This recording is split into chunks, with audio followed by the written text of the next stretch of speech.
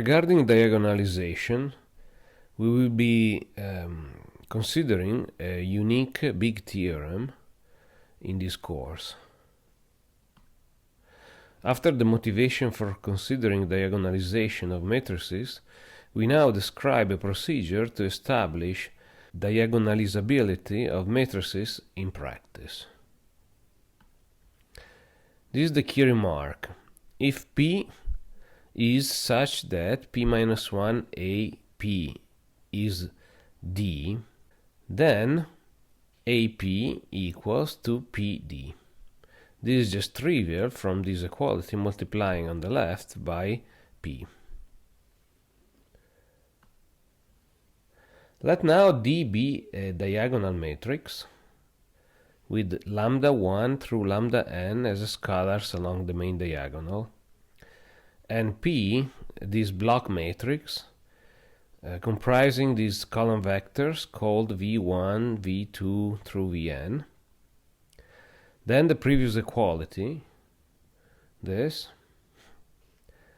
can be written as A times vi equals lambda I times vi for each I from 1 through n. Vice versa, if we are able to find linearly independent vectors vi for I that goes from 1 to n, and scalars lambda I, satisfying the equalities star, then we can define P as a block matrix with column vectors vi's, and we will notice that P will diagonalize A, meaning that A times P equals to P times a diagonal matrix, or equivalently, P minus 1 AP will be a diagonal matrix. We have shown that diagonalizability of A is equivalent to finding n linearly independent vectors satisfying the condition star.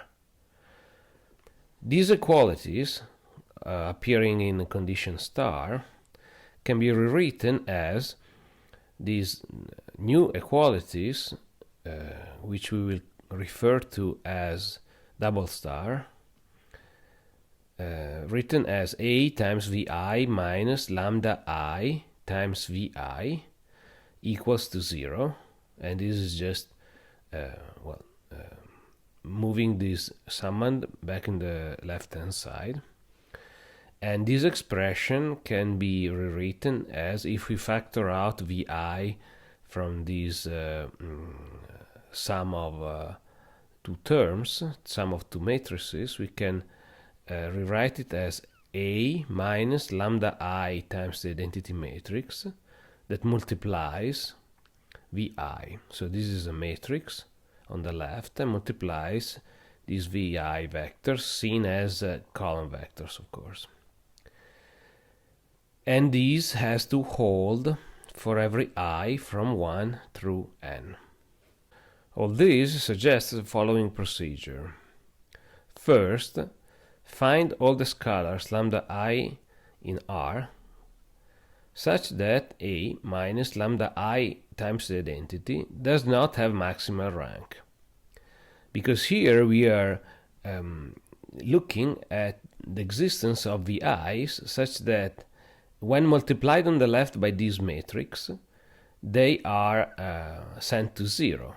So we can look at this expression, this equality, as the existence of vectors vi being sent to 0 by the homomorphisms corresponding to multiplication on the left by this matrix.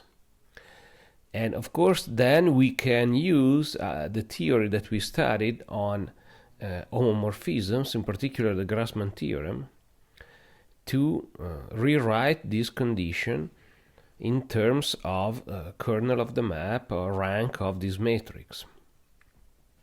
Okay, by the Grassmann theorem of lecture 9.10, this is equivalent to the vector space V lambda I, which it will be used to denote the kernel of f subscript A minus lambda I identity is different from the zero vector. Here, I remind you that with the notation F and subscript a matrix B, we mean the homomorphism that goes from Rn to Rn, which corresponds to taking a column vector in Rn and multiplying on the left by the matrix B.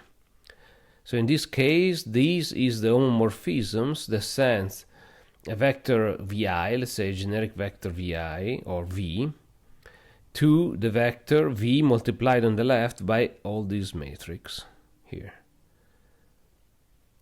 And if we denote with V lambda I the kernel of this homomorphism, we are precisely looking, of course there is the zero in here, but we are not really interested in the zero vector because we want to write these VI's as column vectors of the matrix P, and P has to be invertible. So we are not looking at zero vectors here.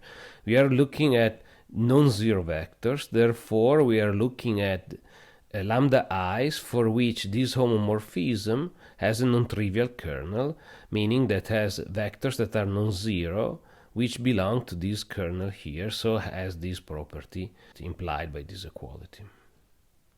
Step number 2, we will check whether we have enough such VI's to make a basis of Rn.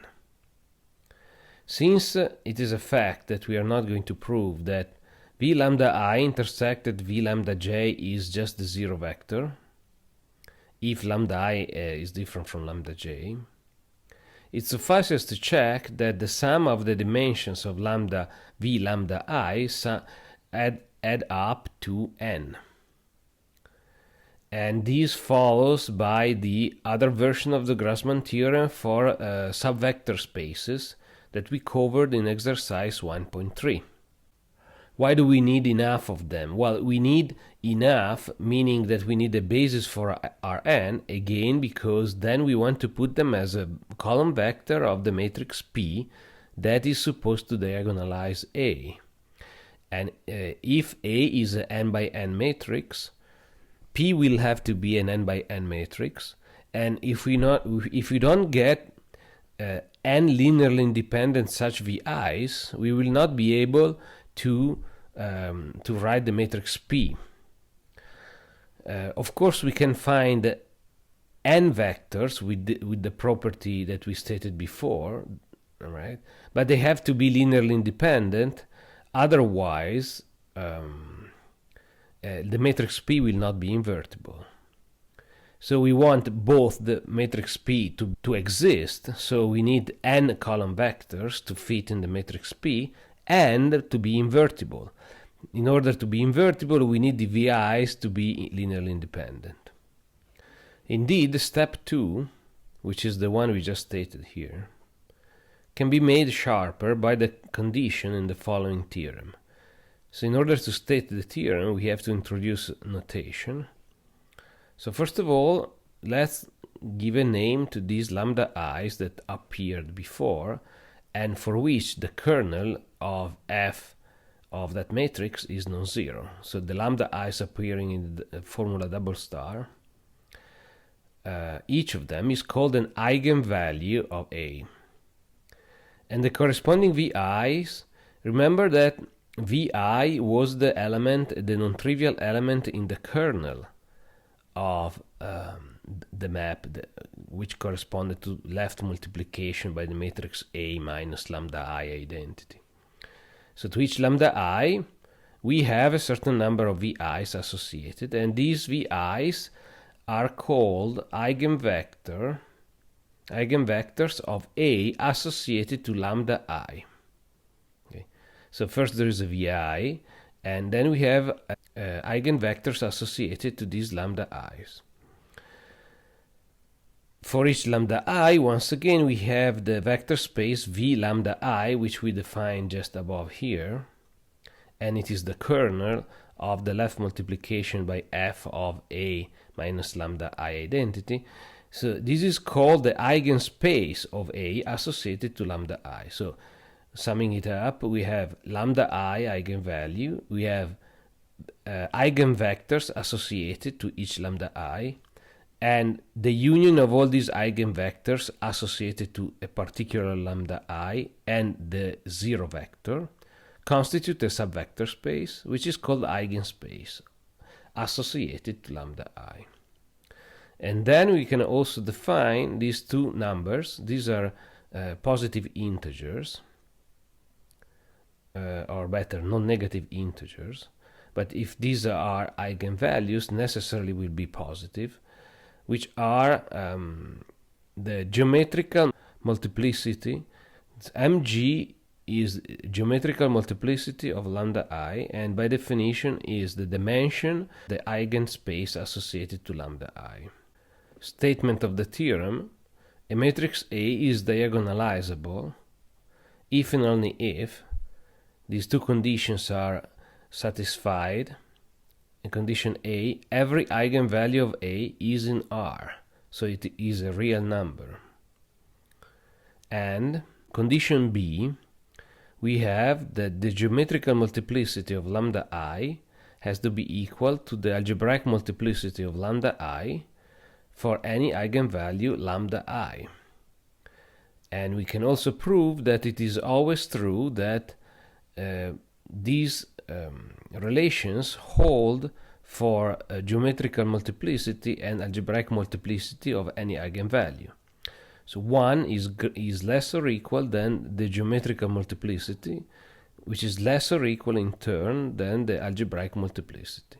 Now let's define what the algebraic multiplicity is. To define what the algebraic multiplicity MA of lambda I is, we need to state a remark first. Lambda I is an eigenvalue of A if and only if lambda I is a root of the so-called characteristic polynomial, which we will denote it by PA of x. So the x is the variable, and it is defined to be the determinant of this symbolic matrix. It is a matrix where it is A minus x identity, where A is an ordinary scalar matrix and x is a variable. So expanding this determinant of this matrix, symbolic matrix, with the symbol x, we will be getting an expression in x, and it will be a polynomial of degree, the same dimension of A. So if A is an n by n matrix, this polynomial will have degree n. Now the statement is that lambda I is an eigenvalue of A if and only if lambda I is a root of this characteristic polynomial of A. Definition: MA of lambda I is the largest integer such that x minus lambda I to the power MA of lambda I, so to the algebraic multiplicity of lambda I, divides PA of x. So this factor divides PA of x, but this factor raised to the power MA lambda I plus 1 will not divide PA of x. This is the translation of largest integer. Okay. We will consider examples in future lectures, but as far as this lecture is concerned, we will finish up with these two statements. One is a corollary. If all the eigenvalues of A are real and distinct, then A is diagonalizable because, well, the theorem says that it is diagonalizable if and only if the first condition holds, and here we have it by assumption, so all the eigenvalues of A are real. And the second condition was that the algebraic multiplicity of every eigenvalue has to be equal to the geometrical multiplicity of every eigenvalue. But if they are all distinct, so the eigenvalues are all different one from the other, then the algebraic multiplicity is 1, because by definition of being distant means that just x minus lambda I will divide the characteristic polynomial, but not x minus lambda I to the power 2 or power 3. Therefore, the algebraic multiplicity is 1 for each of them. But we know that the geometrical multiplicity is always less or equal than the algebraic multiplicity. And the geometrical multiplicity is always greater or equal than 1. Therefore, since this is 1 for every I, then the one in the middle must be 1, and the equality here must hold for every I. We finish the lecture by stating an extremely helpful result, which we are not going to prove, and it is the following. Theorem, any symmetric matrix is diagonalizable. Okay, so the diagonalizability, we get it for free anytime the matrix is symmetric.